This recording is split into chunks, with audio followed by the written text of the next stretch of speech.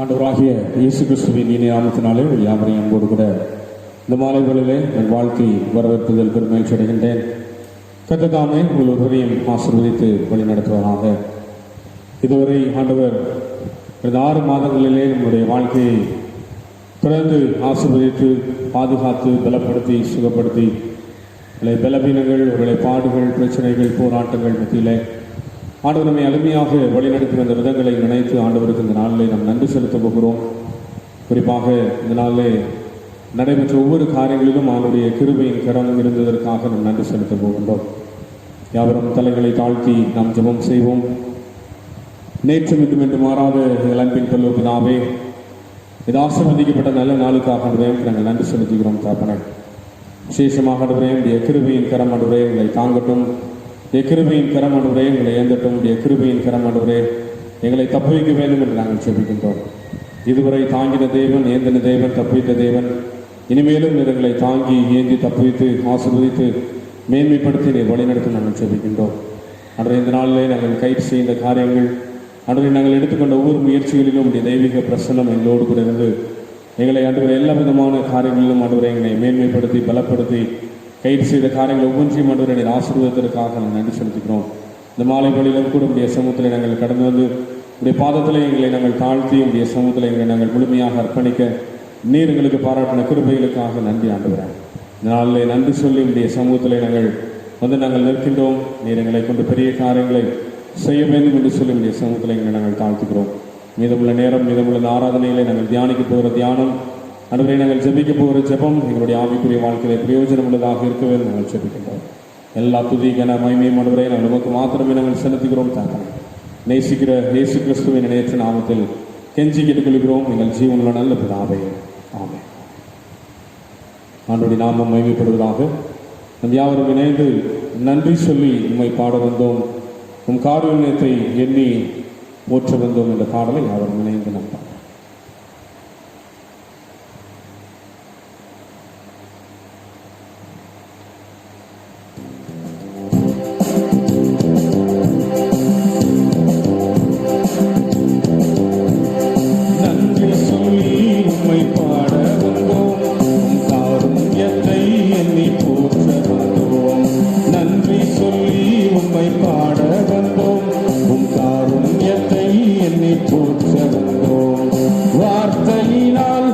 சொன்னதெல்லாம் கரங்களினால் இன்று நிறைவேற்றினே.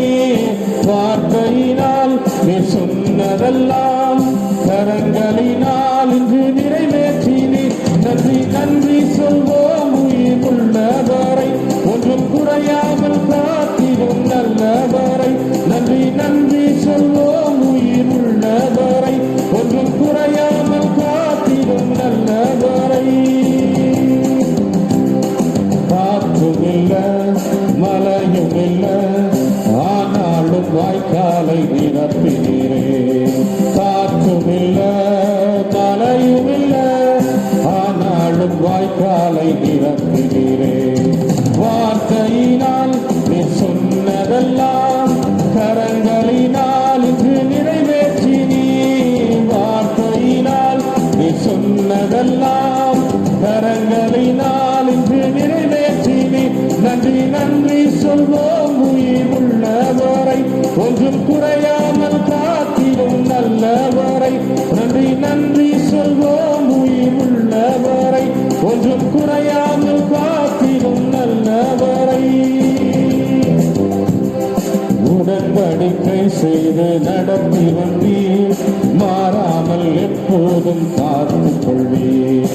உடன்படிக்கை செய்து நடத்தி வந்தீர், மாறாமல் எப்போதும் காத்து கொள்வீர். வார்த்தையினால் சொன்னதெல்லாம் கரங்களினால் இன்று நிறைவேற்றினீர். வார்த்தையினால் சொன்னதெல்லாம் கரங்களினால் இன்று நிறைவேற்றினீர். நன்றி நன்றி சொல்வோம் உயிர் உள்ளவரை, ஒன்றும் குறையாமல் காத்திடும் நல்லவரை. நன்றி நன்றி சொல்வோம் உயிர் உள்ளவரை, ஒன்றும் குறையாமல் காத்திடும் நல்லவரை. கைவிடாமல் விட்டு விலகிடாமல் பாதையிலும் கூட வந்தீர்.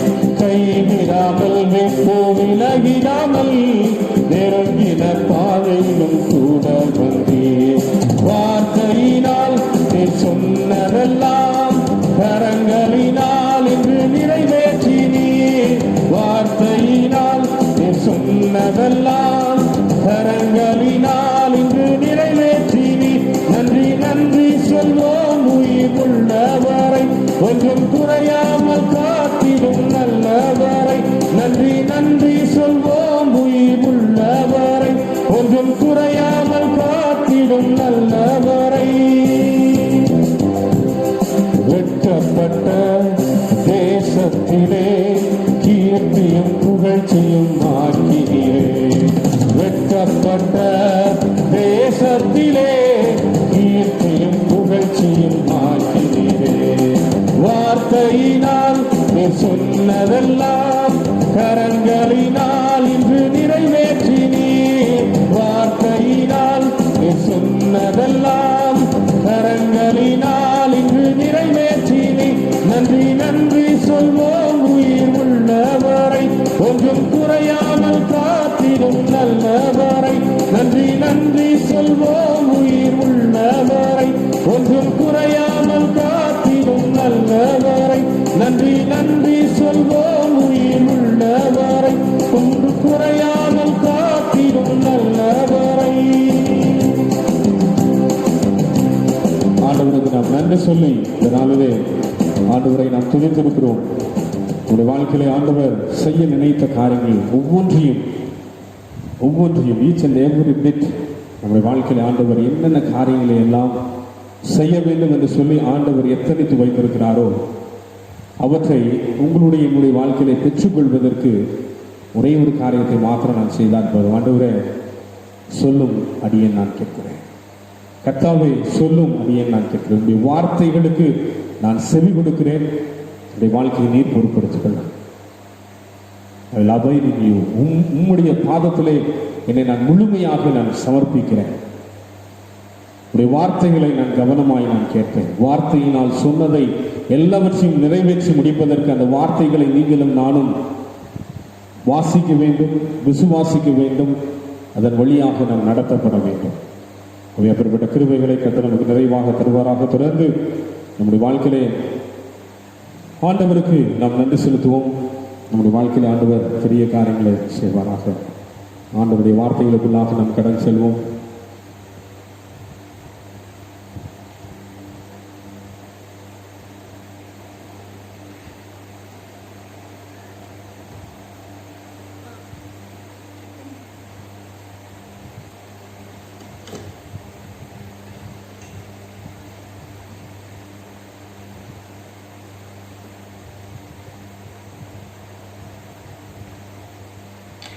இந்த மாலை வேளையிலே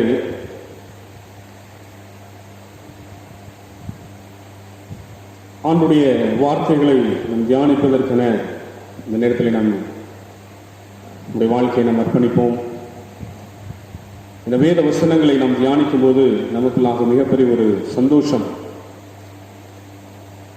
வேத வசனங்களை தியானிப்பதற்கு நான் ஆயத்தமாகும் போது எனக்குள்ளாக ஒரு பெரிய ஒரு வாஞ்சை, நான் இன்னும் கொஞ்சம் ஆண்டவரை நான் அறிந்து கொள்ள வேண்டும்.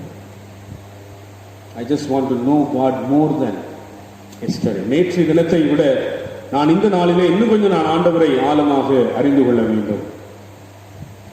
நேற்று தினத்திலே ஆண்டவர் என்னோடு கூட பேசினதை விட இந்த நாளிலே ஆண்டவர் என்னோடும் நம்மோடு கூட பேச வேண்டும்.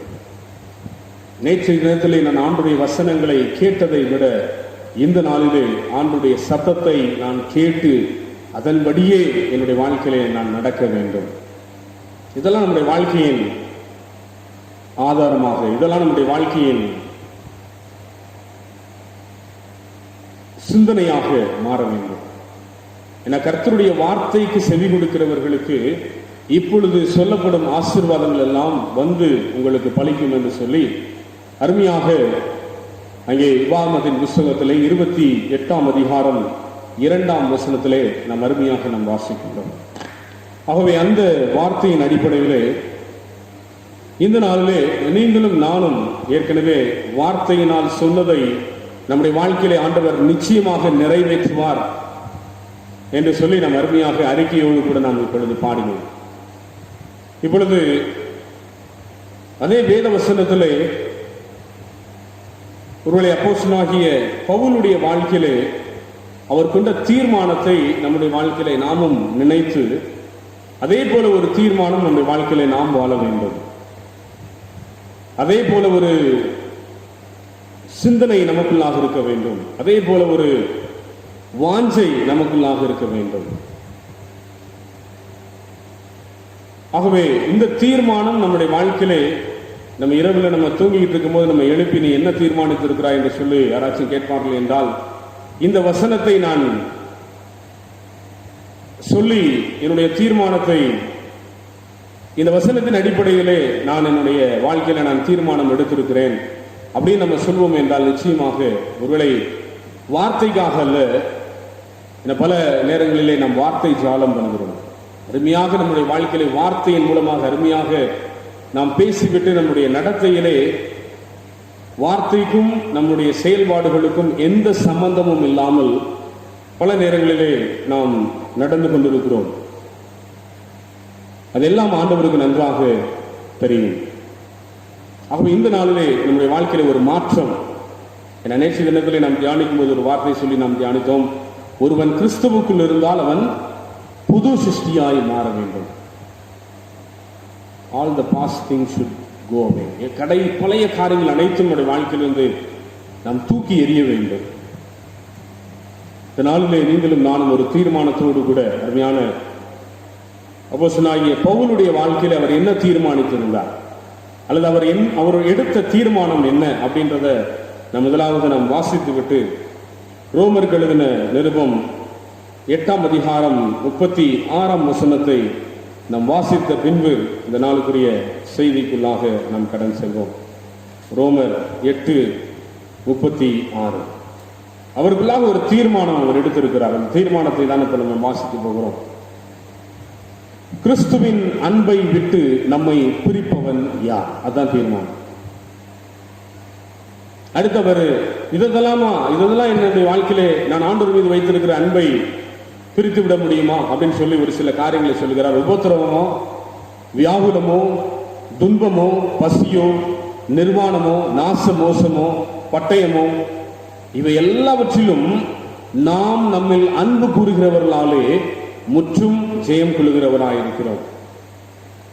கடைசி 39ஆம் வசனத்திலே இன்னொரு வசனத்தை வாசிப்போம் என்றால் இந்த வார்த்தைகளை அப்போஸ்தலனாகிய பவுல் சொல்வதற்கான காரணம் என்ன அல்லது இந்த தீர்மானத்தை கிறிஸ்துவின் அன்பை விட்டு என்னை பிரிப்பவன் யார் அப்படின்னு சொல்லி இந்த வைராக்கியம் அவருடைய வாழ்க்கையில் எப்படி கிடைத்தது, அந்த வைராக்கியத்தோடு கூட அவர் பேசுவதின் நோக்கம் என்ன அப்படின்னு நம்ம பார்ப்போமே என்றால் ரொம்ப தெளிவாக 28ஆம் வசனம் அதற்கு ஆதாரமாக இருக்கிறது. அன்றியும் அவருடைய தீர்மானத்தின்படி அழைக்கப்பட்டவர்களாய் தேவனிடத்தில் அன்பு கூறுகிறவர்களுக்கு சகலமும் நன்மைக்கு ஏதுவாய் நடக்கிறது என்று அறிந்திருக்கிறோம். நான் ஆண்டவரிடத்திலே அன்பு கூறுவேனே என்றால் என்னுடைய வாழ்க்கையில் நடக்கின்ற காரியங்கள் அனைத்தும், ஒருவேளை யோகுனுடைய வாழ்க்கையில யோகு ஆண்டவர் மீது அனுபவிக்கவில்லையா? நம்முடைய வாழ்க்கையில நமக்கு பல நேரங்களிலே நாம் கேள்விக்கு மேல் கேள்வி கேட்டே நம்முடைய வாழ்க்கையிலே பல நேரங்களிலே நாம் துவண்டு விடுகிறோம். யோபுக்கு ஆண்டவர் மீது அளவில்லாத அன்பு இருந்தது. ஆகவேதான் அந்த அன்பின் பிரதிபலனாக தான் யோபு அந்த கஷ்ட காலங்களிலே, அந்த போராட்ட காலங்களிலே, அந்த வேதனையின் காலங்களிலே, இந்த கொடிய நோயின் காரணங்களிலே எல்லாவற்றையும் இழந்து தவித்த அந்த நேரங்களிலும் கூட யோபு ஆண்டவருக்கு விரோதமாக ஒன்றும் பேசவில்லை. இந்த நாளில் நீங்களும் நானும் ஆண்டவர் மீது வைத்திருக்கிற அன்பு எத்தகையது? தமஸ்குவுக்கு செல்லும் வழியிலே கர்த்தரால் சந்திக்கப்பட்டு கர்த்தரால் தெரிந்து கொள்ளப்பட்டவர் தான் அப்போஸ்தலனாகிய பவுல். நம்ம எல்லாருக்குமே நன்றாக தெரியும் தமஸ்குவின் பாதையிலே. ஆகவே இந்த கிறிஸ்தவ சபைகளை ஒடுக்கி அழிப்பதற்கு பிரதான ஆசாரியரிடத்திலிருந்து நிருபங்களை வாங்கி கொண்டு சபையை கட்டி எழுப்பும் நிருபங்களை எழுப்பிக் கொண்டிருக்கிற மக்களை தன்னுடைய கட்டுக்குள்ளாக வைக்க வேண்டும், அவர்களை சிறைச்சாலையிலே அடைக்க வேண்டும் என்ற சிந்தை அவருக்குள்ளாக இருந்தது. ஆனால் அந்த சிந்தையை ஆண்டவர் அப்படியே மாற்றி போடுகின்றார். ஏன்னா ஆண்டவருக்கு முன்பதாக ஒரு தீர்மானம் எடுக்கின்றார். பக்தி வைராக்கியத்தின்படி இன்னொரு வசனத்தை நம்ம வாசிப்போம். அது இந்த நாளுக்குரிய செய்திக்கு மற்றும் ஒரு ஆதாரமான ஒரு வேத பகுதி.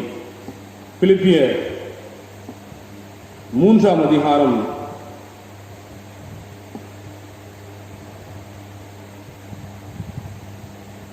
4வது வசனத்திலிருந்து நான் வாசிக்கிறேன். பிலிப்பியர் பக்தி வைராக்கியத்தின்படி சபையை துன்பப்படுத்தினவன். 6வது வசனம், நியாய பிரமாணத்திற்குரிய நீதியின்படி குற்றஞ்சாட்டப்படாதவன், ஆகிலும் எனக்கு லாபமாய் இருந்தவைகள் எவைகளோ அவைகளை கிறிஸ்துவுக்காக நஷ்டம் என்று எண்ணினேன். அது மாத்திரமல்ல, என் கர்த்தராகிய இயேசு கிறிஸ்துவை அறிகிற அறிவின் மேன்மைக்காக எல்லாவற்றையும் நஷ்டம் என்று எண்ணிக்கொண்டிருக்கிறேன். நான் கிறிஸ்துவை ஆதாயப்படுத்திக் கொள்ளும்படிக்கும் நியாயப்பிரமாணத்தினால் வருகிற சுயநீதியை உடையவனாயிராமல் கிறிஸ்துவை பற்றும் விசுவாசத்தினால் வருகிறதும் விசுவாசம் மூலமாய் தேவனால் உண்டாகிறதுமான நீதியை உடையவனாய் இருந்து கிறிஸ்துவுக்குள் இருக்கிறவன் என்று காணப்படும்படிக்கு இப்படி நான் அவரையும் அவருடைய உயிர்த்தெழுதலின் வல்லமையையும் அவருடைய பாடுகளின் ஐக்கியத்தையும் அறிகிறதற்கு அவருடைய மரணத்துக்கு ஒப்பான மரணத்துக்குள்ளாகி எப்படியாயினும் நான் மரித்தோரிலிருந்து உயிரோடு எழுந்திருப்பதற்கு தகுதியாகும்படி அவருக்காக எல்லாவற்றையும் நஷ்டம் என்று விட்டேன், குப்பையுமாக எண்ணுகிறேன். ஏற்கனவே அப்போஸ்தலனாகிய பவுலுடைய தீர்மானம் நமக்கு நன்றாக தெரியும். சிலுவையை குறித்து அல்லாமல் வேறு ஒன்றையும் குறித்து நான் மேன்மை பாராட்டுவதற்கு ஒன்றுமில்லை என்று சொல்லி அவர் சொல்லியிருக்கிறதை நாம் யாவரும் அறிந்திருக்கிறோம். ஆகவே இந்த காலை வேளையிலே, இந்த மாலை வேளையிலே, ஒவ்வொரு நாளும் காலையிலும் மாலையிலும் ஆண்டவருடைய வேத வசனங்களை தியானிக்கிற நாம் நம்முடைய வாழ்க்கையிலே எத்தகைய தீர்மானம் நாம் எடுத்திருக்கிறோம்? பிலிப்பியருக்கு எழுதின நிருபம் 8ஆம் அதிகாரம் 39ஆம் வசனம், உயர்வானாலும் சரி தாழ்வானாலும் சரி வேறெந்த சிருஷ்டியானாலும் சரி நம்முடைய கர்த்தராகிய இயேசு கிறிஸ்துவில் உள்ள தேவனுடைய அன்பை விட்டு நம்மை பிரிக்க மாட்டாது என்று நீங்களும் நானும் நிச்சயித்திருக்கிறோம். இதுதான் அவருடைய தீர்மானம். அந்த தீர்மானம் உங்களுடைய என்னுடைய வாழ்க்கையிலே இருக்கிறதா என்றுதான் இந்த நாளிலே நாம் தியானிக்க போகிறோம். கிறிஸ்துவை சேவிக்க தீர்மானிக்கிறவர்கள் புது சிருஷ்டியாக மாறுவது மாத்திரமல்ல, புது சிருஷ்டியாய் வளர்வதற்காகவும் தங்களை பூரணமாக அர்ப்பணித்திருக்க வேண்டும். ஆண்டவர் எனக்கு சொல்லுகிற எல்லாவற்றையும் நான் கடைபிடிக்க வேண்டும். ஒரு சில காரியங்களை கடைபிடித்து விட்டு இன்னொரு மற்ற காரியங்களை நான் கடைபிடிக்காமல் இருப்பதல்ல. கிறிஸ்தவ வாழ்க்கையே ஒரு அர்ப்பணிப்பின் வாழ்க்கை தான். ஆகவே அப்போஸ்தலனாகிய பவுல் தாம் ஒரு புது சிருஷ்டியான போது எடுத்துக்கொண்ட பல தீர்மானங்களை அவர் விவரிக்கிறார். முன்பு இருந்த பழைய சுவாப பழக்க வழக்கங்களை கிறிஸ்துவோடு நான் சிலுவையிலே அறையப்பட ஒப்பு கொடுத்திருக்கிறேன். பழைய விசுவாசத்தின்படியாக பக்தி வைராக்கியத்தின்படியாக சபையை அழித்தவர் இப்பொழுது அந்த சபையை அன்போடு கூட அழைக்கின்றார். ஆண்டவருக்குள்ளாக விசுவாசத்திலே நீங்கள் வாழ வேண்டும் என்று. இனி என்னுடைய கைகள் சுய சித்தத்தை செய்யாது.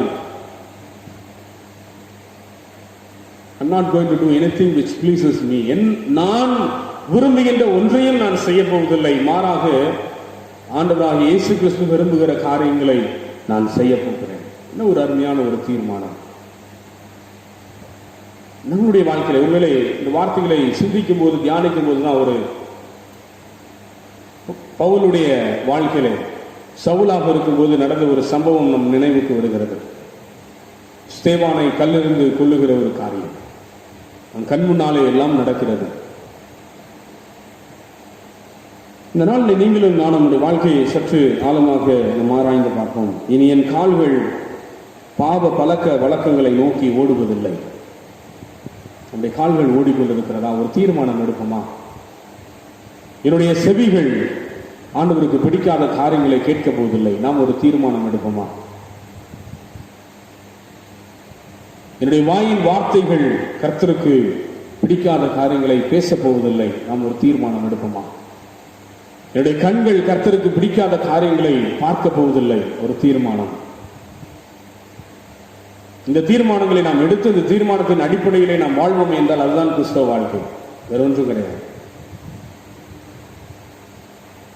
அதனாலதான் இங்கே அருமையான சங்கீதக்காரன் ரொம்ப தெளிவாக சொல்கிறார், தேவனே என்னை ஆராய்ந்து என் இருதயத்தை அறிந்து கொள்ளும், என்னை சோதித்து என் சிந்தனைகளை அறிந்து கொள்ளும், வேதனை உண்டாக்கும் வலி என்னிடத்தில் உண்டோ என்று பார்த்து அவை எல்லாவற்றையும் என்னுடைய வாழ்க்கையில் நீ நீக்கி போடுங்க ஆண்டவரே.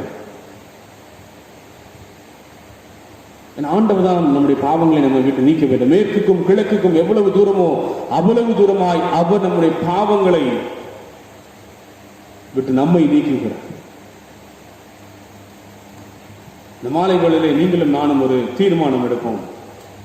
ஆண்டவருடைய பாதத்திலே என்னுடைய வாழ்க்கையை நான் முழுவதுமாக அர்ப்பணிக்க போகிறேன். ஆண்டவருடைய சமூகத்திலே என்னை நான் முழுமையாக நான் ஒப்புவிக்க போகிறேன். ஆண்டவர் விரும்புகின்ற காரியங்களை என்னுடைய வாழ்க்கையிலே நான் செய்ய போகிறேன். மேற்குக்கும் கிழக்குக்கும் எவ்வளவு தூரமோ அவ்வளவு தூரமாய் அவர் நம்முடைய பாவங்களை நம்மை விட்டு விலக்குகிறார். அது அவருடைய வேலை. நான் ஒரு தீர்மானம் எடுக்க வேண்டும். என்னுடைய பாவத்தை விட்டு நான் விலகப் போகிறேன். பாவத்தை குறித்த வேதனைகள் இந்த நாளிலே நீங்களும் நானும் ஒரு தீர்மானம். என்ன தீர்மானம்? இனி என்னுடைய உள்ளம் அருவருப்பான சிந்தனைகளை சிந்தித்துக் கொண்டிருப்பதில்லை. அவைகளை சிலுவையிலே நான் அறைந்து விட்டேன். கிறிஸ்துவோடு கூட சிலுவையிலே அறையப்பட்டேன் என்பதுதான் அவருடைய முழுமையான ஒரு சாட்சி. இதைத்தான் நீங்களும் நானும் நம்முடைய வாழ்க்கையிலே பின்பற்ற வேண்டும், கடைபிடிக்க வேண்டும். முன்பெல்லாம் அவருக்கு மேன்மை பாராட்ட பல காரியங்கள் இருந்தது. அப்போஸ்தலனாகிய பவுலுக்கு 8ஆம் நாளிலே விருத்த சேதனம் பண்ணப்பட்டவர். அந்த மேன்மை, இஸ்ரவேல் வம்சத்திலே பிறந்த ஒரு மேன்மை, கல்விமானாய் இருந்ததற்கு ஒரு மேன்மை, பல காரியங்களை குறித்தவர் மேன்மை பாராட்டிக் கொண்டிருந்தார். ஆனால் கிறிஸ்துவுக்குள் அவர் வந்தபோது தமஸ்குவின் பாதையிலே ஆண்டவரால் சந்திக்கப்பட்ட பிறகு அவர் சொல்லுகின்றார், எல்லாவற்றையும் நான் குப்பையாக நான் எண்ணுகிறேன், நஷ்டமாக நான் எண்ணுகிறேன். என சிலுவையை குறித்து அல்லாமல் வேற ஒன்றையும் குறித்து மேன்மை பாராட்டுவதற்கு எனக்கு ஒன்றுமில்லை. I have nothing to boast on myself. இதனால் நீங்களும் நானும் நம்முடைய வாழ்க்கையை சற்று ஆழமாக ஆராய்ந்து பார்ப்போம். நான் பேசுகிற வார்த்தைகள், நான் சிந்திக்கிற சிந்தனைகள், என்னுடைய இருதயத்திலே யோசிக்கின்ற யோசனைகள், என்னுடைய கால்கள் எங்கே செல்லுகிறது, என்னுடைய கரங்கள் என்ன செய்து கொண்டிருக்கிறது, என்னுடைய பார்வை என்ன செய்கிறது, நான் எதை நான் கேட்கின்றேன், இந்த காரியங்களை நம்முடைய வாழ்க்கையில நான் ஆராய்ந்து நான் அறிந்து ஆண்டவருக்கு பிரியமுள்ள காரியங்களை நான் செய்கிறதும் பார்க்கிறதும் கேட்கிறதும் செயல்படுத்துகிறதும் ஓடி சென்றடைவதும் நம்முடைய வாழ்க்கையின் சாராம்சமாக நாம் மாற்றி விடுவோம் என்றால் நீங்களும் நானும் தைரியமாக சொல்ல முடியும், நான் கிறிஸ்துவுக்குள் நான் மேன்மை பாராட்டுகிறேன். கலாத்தியர் 6ஆம் அதிகாரம்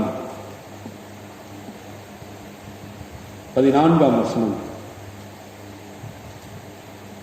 கலாத்தியர் 6வது அதிகாரம் 14ஆம் வசனம். நானோ நம்முடைய கர்த்தராகிய இயேசு கிறிஸ்துவின் சிலுவையை குறித்து அல்லாமல் வேறொன்றையும் குறித்து மேன்மை பாராட்டாது இருப்பேனாக. அவரால் உலகம் எனக்கு சிலுவையிலே அறையுண்டிருக்கிறது. உலகம் எனக்கு சிலுவையிலே அறையுண்டிருக்கிறது. அப்ப நான் இந்த உலகத்தில் இருக்கின்ற ஆசபாசங்களை, இந்த உலகத்தில் இருக்கின்ற ஆஸ்திகளை, இந்த உலகத்தில் இருக்கிற அந்தஸ்து, பெருமை, புகழ் எல்லாவற்றையும் ஆண்டவருக்காக நான் சிலுவையிலே நான் அறைந்து விட்டேன். இந்த உலகத்திலே நாம் வாழ்கிறோம். அதனாலதான் ஆண்டு சொன்ன, இந்த உலகத்திலே இருந்தாலும் நீ இந்த உலகத்திற்கு ஒத்த வேஷம் தரிக்க கூடாது. இந்த உலகத்திலே உள்ளவைகளை பார்க்கிலும் நான் உனக்கு மேன்மை அல்லவா? நானும் உலகத்திற்கு சிலுவையிலே அறையுண்டிருக்கிறேன். கிறிஸ்து இயேசுவுக்குள் நான் என்னுடைய வாழ்க்கையை முழுவதுமாக அர்ப்பணித்து வாழ்வதற்கு ஒப்புவித்திருக்கிறேன். நீங்களும் நான் இந்த நாளிலே இந்த அர்ப்பணிப்பு நமக்குள்ளாக இருக்கும் என்றால் கர்த்தர் நம்மை கொண்ட பெரிய காரியங்களை அவர் செய்ய முடியும். கர்த்தர் தாமே இந்த வார்த்தைகள் மூலமாக நம்மை ஆசீர்வதிப்பாராக. அவனுடைய சமூகத்திலே நம்மை நாம் தாழ்த்துவோம். கர்த்தர் நம்மை கொண்ட பெரிய காரியங்களை செய்வாராக. ஒரே ஒரு வசனம், அதற்கு முந்தைய வசனம், நான் என்னை குறித்து பெருமை பாராட்ட ஒன்றுமில்லை. கர்த்தருடைய நாமம் இந்த வார்த்தைகள் மூலமாக மகிமைப்படுத்தும். கர்த்தர் தாமே இந்த வார்த்தைகளை கொண்டு நம்மை ஆசீர்வதிப்பாராக. தொடர்ந்து அவனுடைய சமூகத்திலே மேன்மை பாராட்டுவதற்கு ஒன்றுமில்லை என்ற உள்ளார்ந்த மனதிலே நீங்களும் நான் வாழ்க்கையை வாழ்வோம். கர்த்தர் நம்மை கொண்டு பெரிய காரியங்களை செய்வாராக. ஆமென்.